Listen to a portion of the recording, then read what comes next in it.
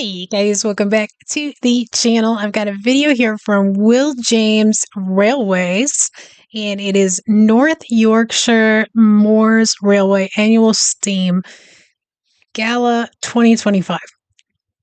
It's a mouthful. All right. A lot of you guys said in the comments of a video the other day that I should look at this particular railway. Actually, you gave me a lot of really great suggestions, so I appreciate that from you guys. I've got 2 pages of them written down from you guys.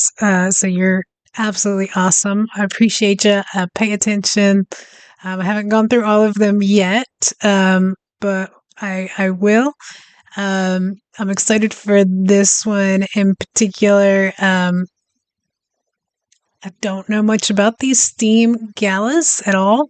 I just kind of looking through this guy's descriptions. I think it's a 4-day event. But it was kind of hard to find a video. I looked at a couple that you guys suggested, and I do have some saved. But it's kind of hard to find ones where it's somebody's kind of telling you about it. And it's not just like seeing the train go by. Which is good too. But for me, I don't know enough about them to know. I don't know much about any of it. So I like hearing the history. I like I like hearing about it. So anyways, I will link this video in the description along with links to Patreon, all that stuff. But let's just go ahead and get right into it. G'day everyone, today we're here at the North Yorkshire Moors Railway, about an hour outside of York here in the United Kingdom. This weekend sees the 2025 annual Autumn Steam Gala with a huge array of locomotives running up and down this beautiful piece of line in possibly what is some of the nicest parts of the United Kingdom. Anyway, today we're going to go all the way up and down the line, checking out all that was on offer this weekend, a bit of history about the locomotives and the lines. Anyway, without further ado, let's go jump on board. The North Yorkshire Moors Railway runs for 18 miles between Pickering and Grosmont, or 24 miles if you include the network railway connection to Whitby. This historic route was originally part of George Stephenson's 1836 Whitby and Pickering Railway. Back then it was horse-worked on the uphill sections and rope-hauled through Grosmont Tunnel, making it one of the most fascinating early railway alignments in Britain. Fast forward to 1965, when British Railways closed the line to passengers as part of its beaching cuts. But the route didn't fade away. Instead, local volunteers rallied together, determined to save it. In 1967, the North Yorkshire Moors Railway Preservation Society was formed, and after years of fundraising, negotiation and rebuilds, the railway officially reopened as a heritage line in 1973. Today it's one of the world's most celebrated preserved railways, with a reputation for long distances, mainline-sized trains, heavy gradients and an ambitious restoration program at Grosmont Works. The line is also known for its appearances in major films, from Harry Potter and Heartbeat to Mission... I love seeing all these people that have come out just to like wave and see the train. That's one thing I love about, because sometimes at night when I'm going to bed, something I like to put on is these guys that go and they just ride trains throughout the world. And one of them, or not one of them, but I've seen it in multiple ones, but it seems like it's either China or Japan. They have some great train lines, but like there's one of them, maybe both of them do it, but it's like when they're leaving, like all of these people that work for the trains and stuff will come out and they all wave, and they'll even sometimes when they're just going through stations, they'll come out and they'll wave. It's really, really cool. I love it. Like that just makes it fun. And Indiana Jones and the Dial of Destiny. It's a railway with heritage, character, atmosphere, and above all else, life. The North Yorkshire Moors Railway offers some of the most stunning scenery anywhere in the UK.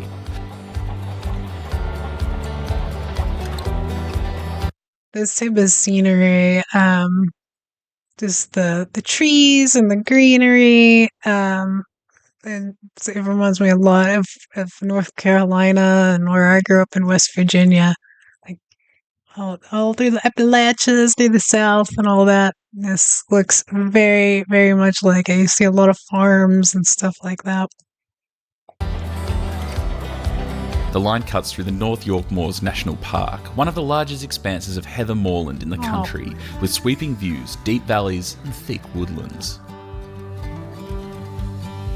We start at Pickering, a beautifully recreated 1930 station, complete with restored 1847 GT Andrews train shed. Wow, look at that.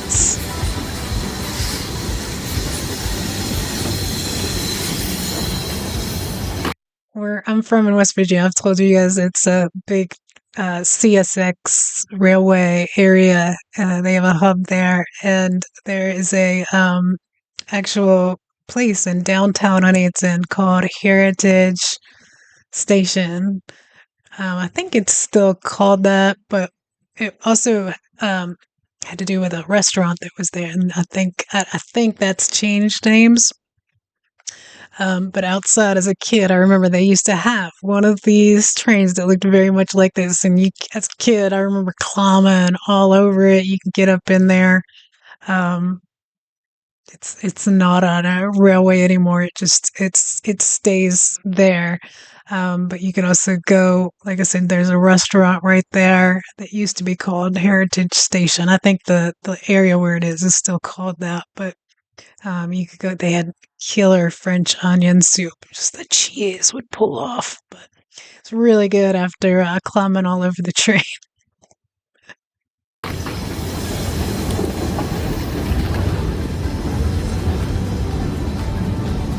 It was just the front of it, not the rest of it.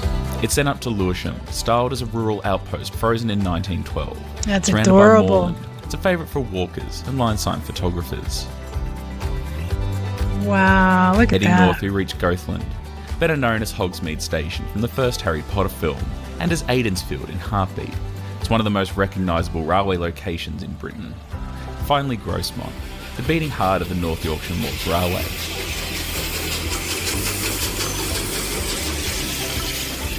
Here you'll find the 1835 George Stephenson Tunnel, the loco sheds, the workshop and the Whitby connection. Ooh. Those little bridges that go up over the trains reminds me of where we used to live around Charlotte. It was called Waxhaw, and it's just this tiny but adorable downtown, very quaint. Um, but there's a railroad that runs right down the middle of the town. So, like, half of the street is over here, there's the railway, and then the other half of the street is on the other side. And that's where all the restaurants and breweries and shops are. But there was one of those bridges that you can go over. Actually, we used to go to a place called the Creamery, and you could go get an ice cream and then walk up over the bridge and over to the other side of the street, and that were on antique shops and stuff like that. But if you happen to be out there one of the days when a train was coming through, you could be on that bridge and watch the trains go under you, which was super cool.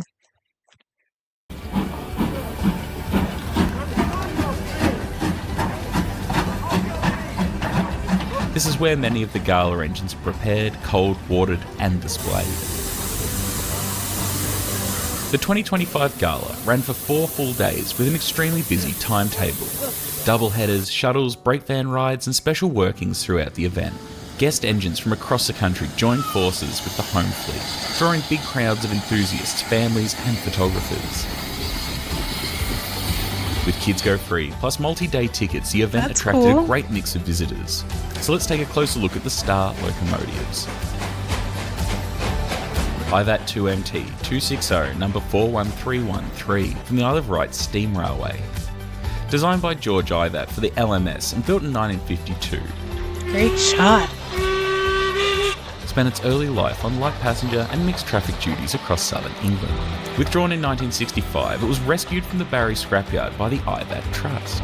Fully restored and overhauled again in Scrapyard. 2017. Today it's a popular performer at the Isle of Wight Steam Railway. BR Standard 2MT number 78019. Built in 1954 at Darlington, 78019 reflects British Railways post. I don't know how, like, you guys, I know so many of you do, because I can hyperfixate on stuff too. But, like, that I have a terrible, terrible memory, but like I know some of you that are like big train enthusiasts like know all these like train numbers and stuff like that. I think that's so cool. My brain just does not operate that way, and I appreciate when people's do, and it's like specific things like that. I just think it's cool. Or effort to modernise small mixed traffic steam. Restored after rescue from Barry Scrapyard, the Loco returned to steam in 2004. It's Bullied amazing Light they've Pacific, number 34072, 257 Squadron. they've sorry to keep stopping. I don't want to talk over him. I think it's really cool though that they have restored and given new life to these obviously popular trains. All right, I'm gonna let him go for a little while. Crowd favourite. Built in 1948 at Brighton, this air-smooth Light Pacific racked up nearly 700,000 miles before its withdrawal in 1964. Saved from Barry in 1984 and restored for the 50th anniversary of the Battle of Britain. 257 Squadron remains one of the most distinctive locomotives in preservation. From the home fleet locos, you had Black 5 5428 Eric Treacy. Built in 1937 by Armstrong Whitworth, the Black Fives were the backbone of mixed traffic steam across Britain. Number 5428 has particular relevance here. Holbeck-based Black Fives regularly worked summer trains to Whitby via this very route. Take it. I love that noise. Preserved in 1967, named after Bishop Eric Treacy, a famous railway photographer, and it remains one of the NYMR's most powerful and best-loved engines. Lambton Tank, number 29. Oh. Built in 1904 for Lambton Little one. Collieries, number 29 is one of the longest-serving steam locomotives in the UK, with 65 years of industrial service. Rebuilt for the North Yorkshire Moors' 40th anniversary in 2013, and repaired again in 2019. BR Standard 4 Tank, number 80136, renumbered 80116.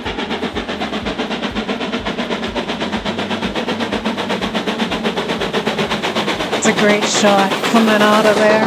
Built in 1956 and withdrawn in 1965, 80136 survived at Barry until 1979. And after a lengthy restoration, she returned to traffic in 2016. And for the gala, Nice. she wore 80116, one of the standard tanks allocated to Whitby. One of the most charming and unusual locomotives at this year's gala wasn't on the main line, but instead on brake van rides. Cockerel number 8, Lucy, is a vertical boiler steam tram built in 1890 for the East Brussels Tram Company. She once hauled regular passenger services and even the occasional funeral train. Oh, It's very possible she carried the remains of British officers from the Battle of Waterloo to their final resting place. wow. After the tram That's- service ended, Lucy moved to industrial work, first at a mine in Angler and then at a sugar factory before being rescued and brought to the UK in 1987. She last steamed in Wow. 2000 and is now beautifully presented at the North Yorkshire Moors. Seeing and getting the opportunity to ride behind her with the brake van was a real treat. A rare chance to experience a Victorian vertical boiler engine close up. Very cool. One of the giants of British steam, the BR Standard 9F, number 92134.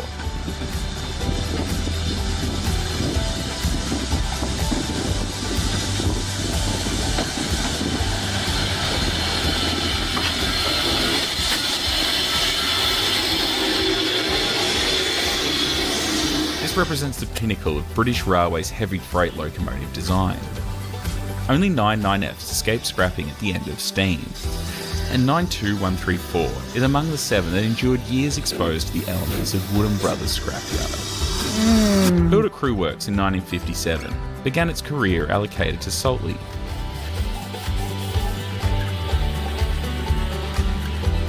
Later finishing its BR service at Birkenhead before being withdrawn in December 1966.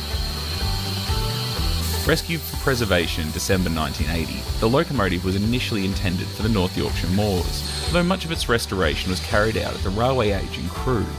It later moved to the East Lancashire Railway in 2016, before finally coming home in 2018.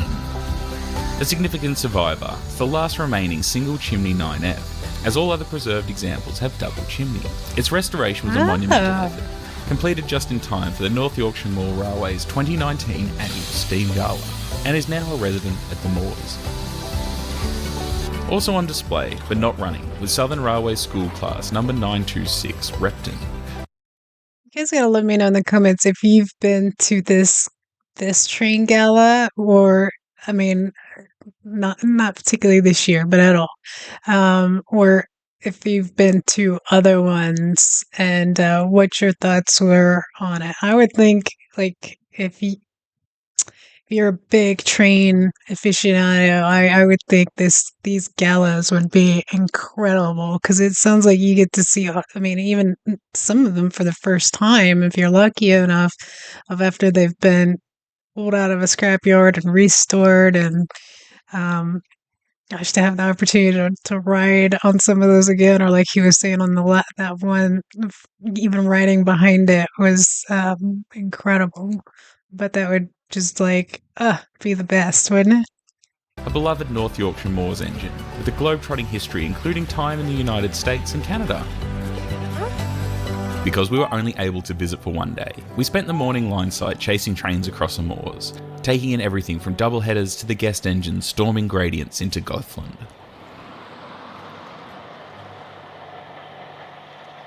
It's beautiful.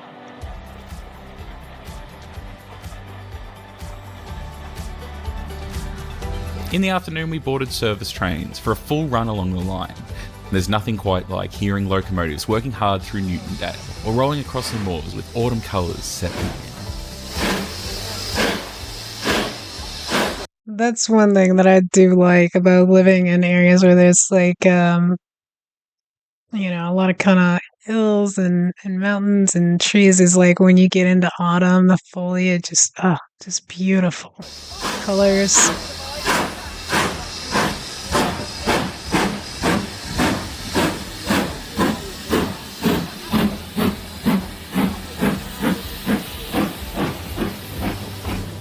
The atmosphere, the engines, the scenery, it all comes together in a way that makes this gala something truly special. Like For lunch, seeing we the stopped at women the in Station here, Tavern man. in Grosmont, a classic Yorkshire pub that dates back to around 1835. Originally built for the Whitby and Pickering Railway, it's believed to be one of the first purpose-built railway buildings in the area. Back then it was known as the Station Hotel, and positioned right beside today's Grosmont station, made it a long-time favourite with rail fans. Inside the pub, it serves proper British fare, the sort of place where you can grab a hearty feed and a pint, and step outside and watch the steam locomotives arriving, departing and shunting around the yard. That sounds awesome. Tickets for the annual Steam Gala start at £49.50, with kids go free. There's a donation ticket, annual passes, multi-day discounts and member reductions, so there's a ticket option for just about everyone. I'll leave all the links and full details in the description if you want to plan your own visit to the North Yorkshire Moors Railway.